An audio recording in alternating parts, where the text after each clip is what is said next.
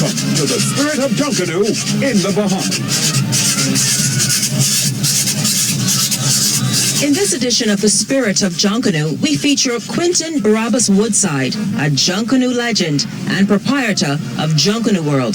I want to take Junkanoo around the world, and I've been doing that. And Victor Johnson of Juju's Fashion, another young Bahamian entrepreneur who is gifted with the art of Junkanoo creations. The history of Junkanoo originates from our early African forefathers when they paraded during the Christmas holidays in colorful rye cloth costumes and made music with homemade instruments dancing to the rhythm. The first Junkanooers wore long, showery headdress homemade with wide-brimmed cardboard hats and huge bird nest completed with straw.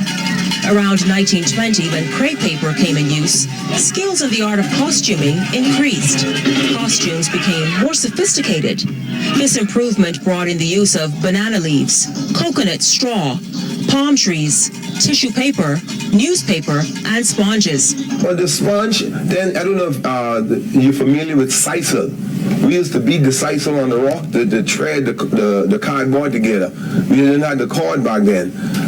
So we beat the sisal on the rock, and we let the sisal dry, and we put it in the big needle, and we used the sisal for a certain part of the costumes. We had the sponge.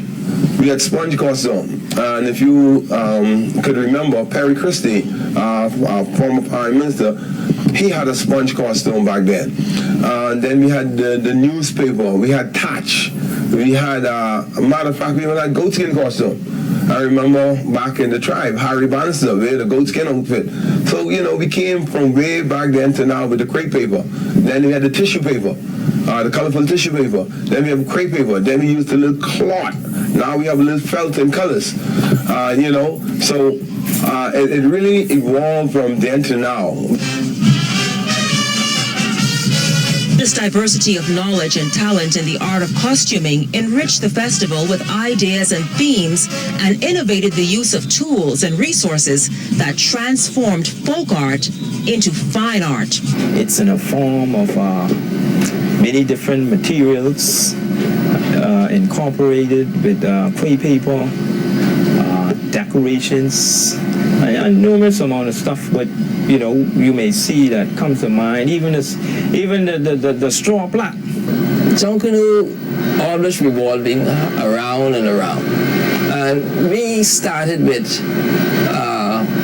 all type of materials back then, you know, and so I see Junkanoo going in a direction where you'll be able to use any type of materials as it come to mind, and you just have to stick in the frame line of what the rules and the regulation is, but it can go as far as we can imagine it can go.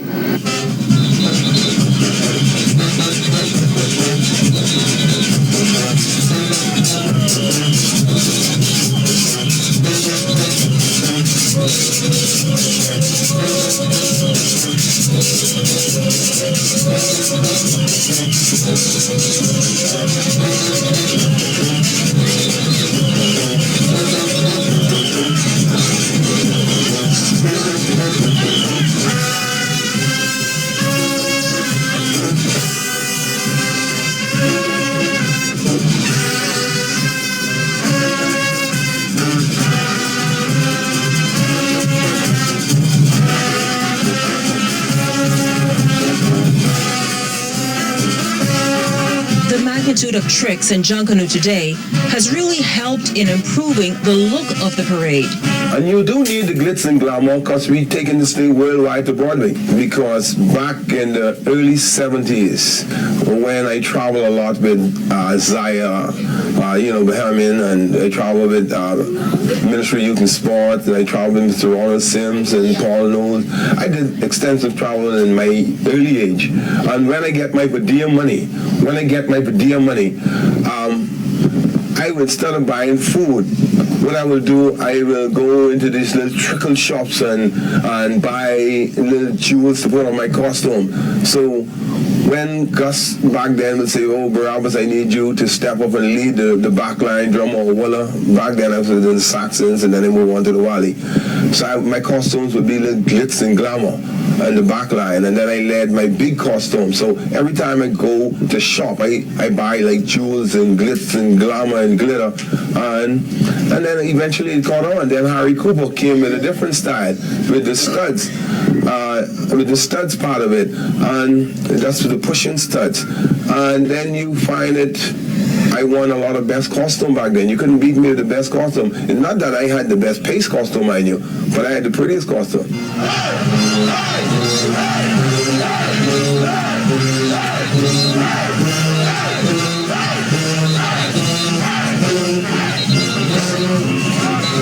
You may ask, is there need for so much tricks and costuming? The tricks are really important. A lot of people probably wouldn't say yay to it, but when we go abroad, let's say we play on Broadway, we travel a lot. You can't carry just the tissue paper or the crepe paper. You need glitz and glamour on Broadway, and that's what gets the eyes of the beauty. The feathers and the glitter and the stones and the rhinestones and the beads. So you need that to enhance.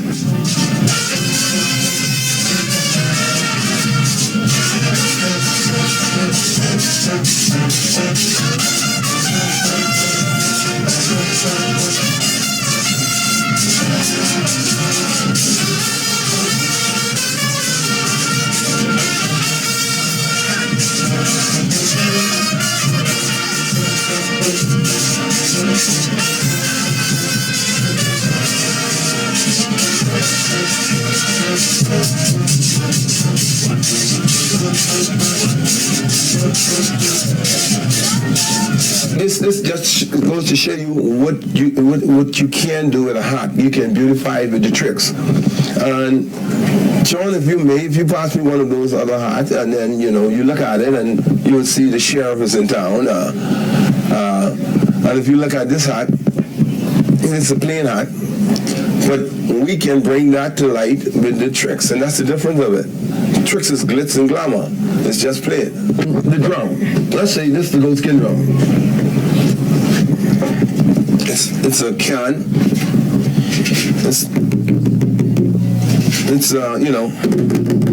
The work on this is real messy. Everybody, cool, gah. But at the end of the day, you get a good drum. And then now, the scrapping from the drum, it gives you something like this. This is a lion face. We mold it. We airbrush it, and we put the tricks on it. Now, saying all of that, this is how it looked before. So this is what Junkanoo would have been back 70 years ago. By putting the glitz and glamour on it, this is what you get. And this is just prime example from then to now. And there is also the comparison to carnival. We're totally different from carnival. Some people say that we're a comparison, but I don't think so. The people who talk about carnival don't know what carnival is all about, so why they say it? We just celebrate our culture different. If you go to carnival, you get the feeling of you could appreciate it. Now, when people say Junkanoo getting carnivalist, you tell them, ask them what you mean by that. And they lost. All they do is say, feather. Y'all getting all the feather. Or the beads. If you go to carnival, I get a costume from carnival. I took my whole group. I took 35 of my members to carnival. It's nothing like it. They have a little terry cloth where they put a little piece of stone on. The seamsters do that. They do that in seconds. We take our time and still cut our paper, still this here, and still, or the cardboard, sponge and cushion and crepe paper. So there's nothing like carnival. We unique in our own way. So when they say carnivalish and what have you, no. We might try and get ease down the cost of it and the braiding as such, but it's not carnival. It's not going to never be carnival. Because when you go into the shack and you measure your cardboard and you cut your cardboard and it have to be cut in a certain way, carnival, we've been there. We don't do that. Now, I saw one of my good friends, one family on New Year's morning. I wouldn't call his name, but he had that big man truly. That's carnival style. Yes, that is carnival style. Now, I would say that. But when you come to our glitz and glamour and our costume with we French, and I'll go right back to one family again. One family had big costumes with French. That's not carnival. We got to be careful what we say, because we say these things and don't know it.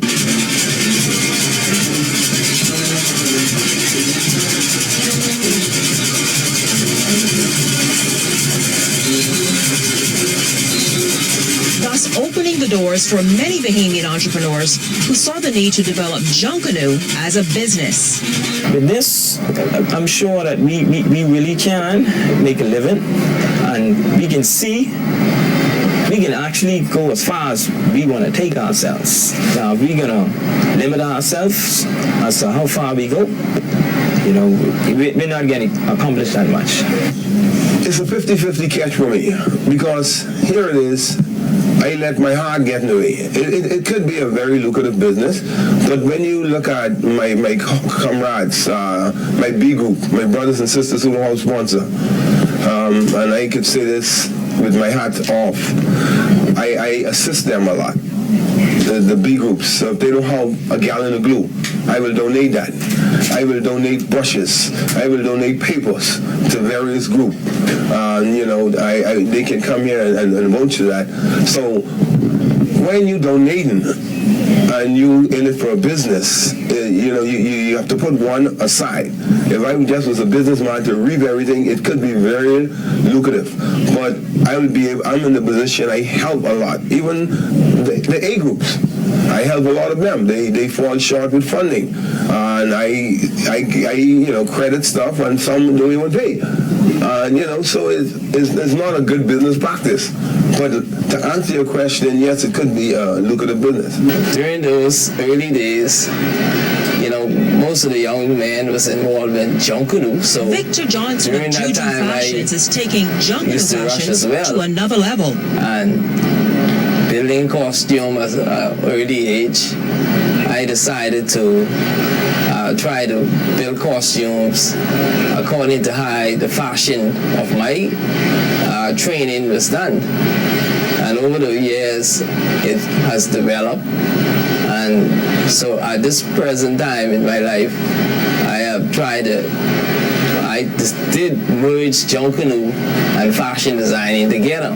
And so I started experimenting with the crepe paper. And I decided one day about 2 years ago,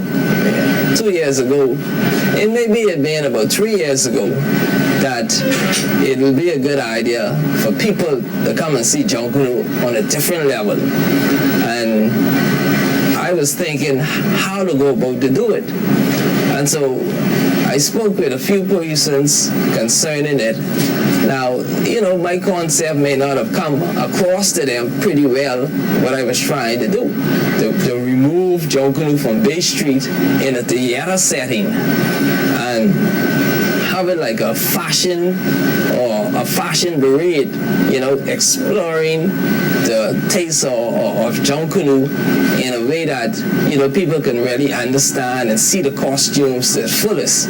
The show really came together well, and all of the models and the dancers who was there, they really did a fantastic job, in bringing the show to its place where it was at. This is a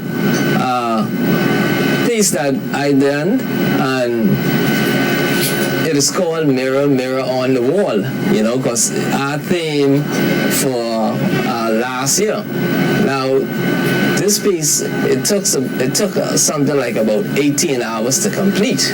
All right, you will notice that the ruffles, what is on this is crepe paper, and the design has eyes, and it is a queen costume, and it represents the Wicked Queen. And And the Wicked Queen, the story is that she was supposed to be the fairest in the land, but she found out it was Snow White. All right.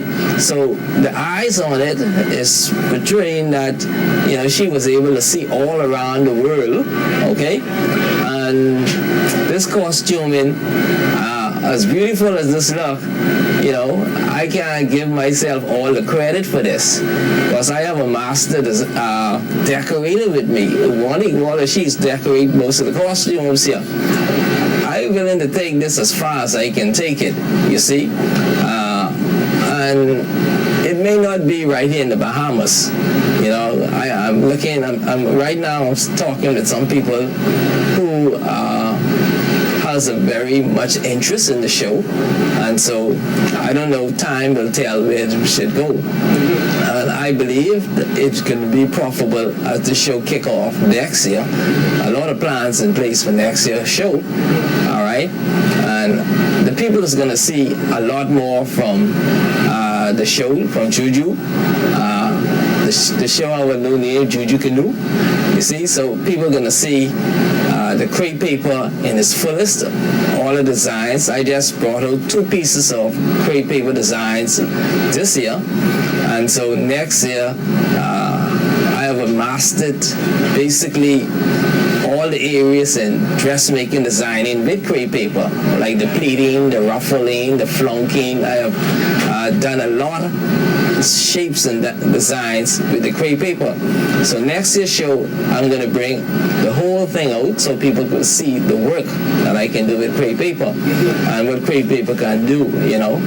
Even this year, I have already got like about 4 or 5 people who are very interested in one of the showstopper, which was a wedding dress I did with crepe paper, and they have asked me to do. I already have 2 weddings booked with crepe paper for next year. So this is a part of the things what I believe that the show has taken to a different level, you see. And one of the things I would like to also do with this is train someone who could assist with this as well, because, you know, I don't want to take everything to the grave with me, so I would just like to assist people to learn the art of using crepe paper in that fashion too.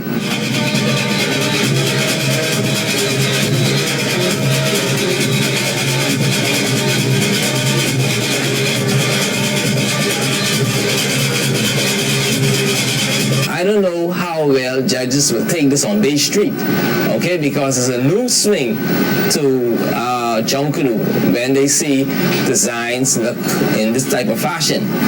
And so you don't need all that decoration. Once the crepe paper and you use the colors and a little bit of, you know, probably stones with it or glitter or whatever, you don't need to put all of that stuff on it. So this is something new completely. People haven't seen it before. The way these dresses look, you can go any place in them and it will be accepted. All right? The only thing it will be in crepe paper. All right? And so the dresses, I can make them look fashionable. I can make them look like a costume. You know, I can change the design how I would like for it to do. So I see Junkanoo going in a direction where you'll be able to use any type of materials as it comes to mind, and you just have to stick in the frame line of what the rules and the regulation is, but it can go as far as we can imagine it can go, you know. And it right now it's like a business, and so you can awaken it in so many different directions. You know, we have a lot of Junkanoo designers and stuff in their own rights can take Junkanoo some different levels. This is my thing, and so I believe some other Junkanoos will have some other concept of Junkanoo different from mine, and so but we can learn from each other as we go along, you see. So the direction I would like to take my art is that in a a place where it can be worldwide and it can be recognized not only in the Bahamas but someplace else, you see, because Junkanoo is different. All of us are Junkanoos, and so we have different art and techniques and skill, and so we don't need to, be jealous of each other. If we can come together and work together as Junkanoos, we can learn from each other and learn each other art or designs and appreciate it, Unlike a lot of other Junkanoos designers, I appreciate their art. I love to see their costume, and that's one of the reasons why I was trying to get as many designers together as possible so that we can have a show, so their work can also be showcased as well. And so when you walk down the street, someone will say, oh, that's a Junkanoo designer, that's a Junkanoo designer. And, everyone each in its own right, that's how I see it. So we can go as far as we can, with this thing.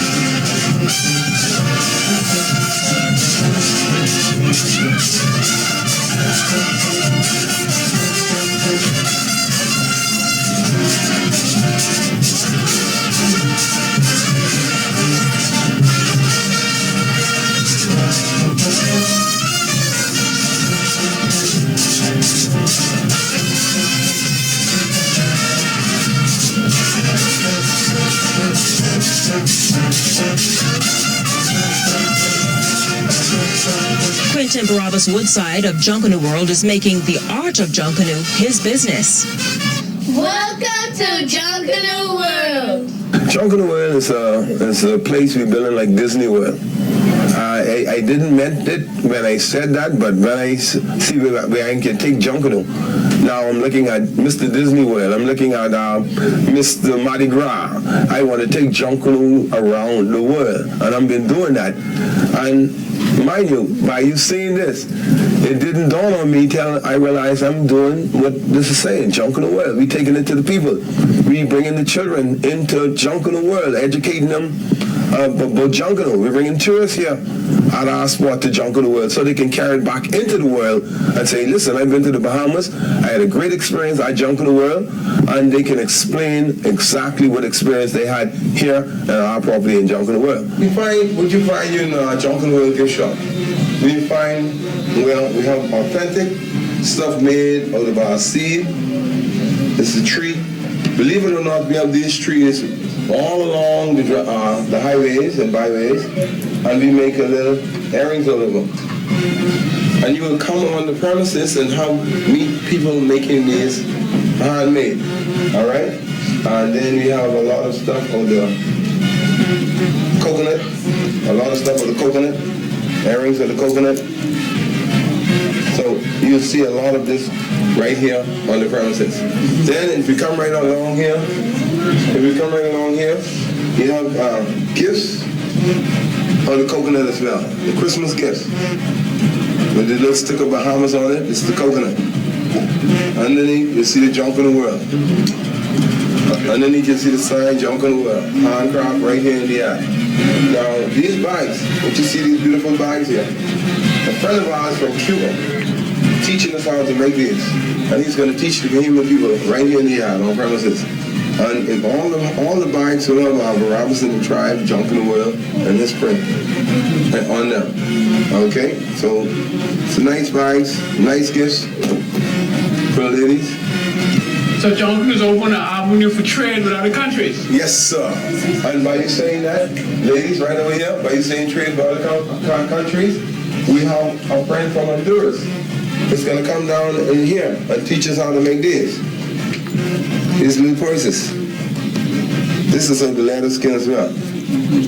All right? So it's a trade, like you said, trade, and we network. We got to network our talent. We got to open up. And if you notice here, this is cedar from the beach, from the cedar tree, with the little dolls and the little coconut hat. Then you have the little straw hat, something with all of them, right? You see the little straw hat with the little seed on it. Then you put the little Bahamas in front of it. You come with the little coconut. It's going to smell so nice. So you can put them in your bathroom and light the candle. All right? This is for... Show them where we came. See, this is where we came back from.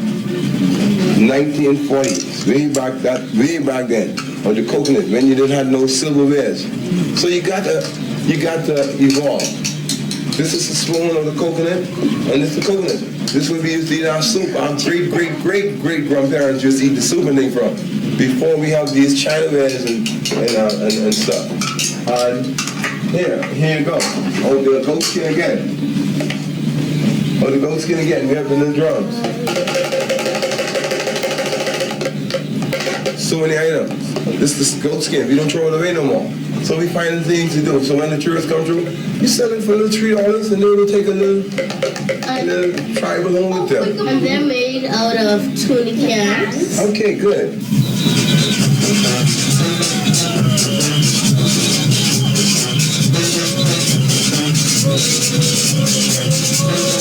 Recently, the Junkanoo Corporation of New Providence presented a copy of its first edition of Junkanoo magazine to the Minister of Culture, the Honorable Charles Maynard. I would like to thank our hard-working business team, committee headed by Mr. Randy Dossett, who has worked tireless hours to put this magazine together, and it encompasses the Junior Junkanoo Parade, the order of entry, and also the Boxing Day spectacle. So we would like persons to please purchase a copy of our first annual Junkanoo magazine. And for the ministry, I know that you're going to cage this in glass case upstairs to make sure that it's all done. Thank you. Chairman of the JCNP said this magazine will be published every year and be available for purchase before the New Year's Parade, January 1st through December 26th. It would cover all aspects of Junkanoo throughout the year, including Junior Junkanoo. Ferguson emphasized that the support from members of the public and corporate sponsors is very much welcomed. In retrospect, funds made from the magazine would go towards funding the parades. Maynard stressed the importance of supporting this cultural heritage. In regards to sponsorship, this has been a very difficult period for sponsorship.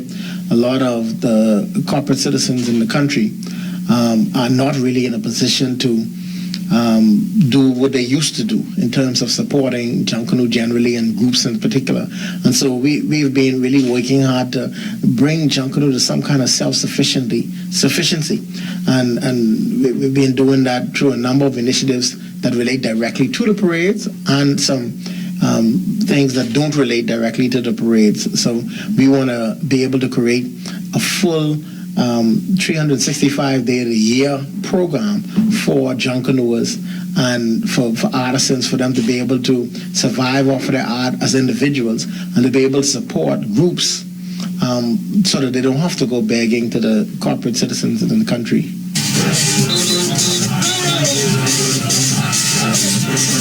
Nevertheless, Barabbas is very serious about keeping this culture alive. I'm working on a parade for all of my brothers and sisters to make some money. Like the carnival you talk about, we're working on it. We're working on it right now as you speak, where we can get people from all over the world to come down to New Providence to buy into our Junkanoo. And then they will see the little piece of cloth with the little crepe paper, and they buy it they buy into it and we jump in the street and we make some money. Our grandparents would make money selling Benny cakes, selling water, selling our native little guava jam and dishes, and this is what it's all about. So you're going to see a time come where all Bahamians and non-Bahamians benefit of this thing called Junkanoo. That's the spirit of Junkanoo. And if this cultural festival we call Junkanoo is to survive, we must continue to support it, particularly those who have devoted their resources, time, and energy trying to maintain it. Nevertheless, from what we have all seen and heard, we can truly say that the future of Junkanoo looks very promising in the Bahamas. I'm Shanique Miller. Thank you for watching. You've been watching the Spirit of Junkanoo in the Bahamas. Everybody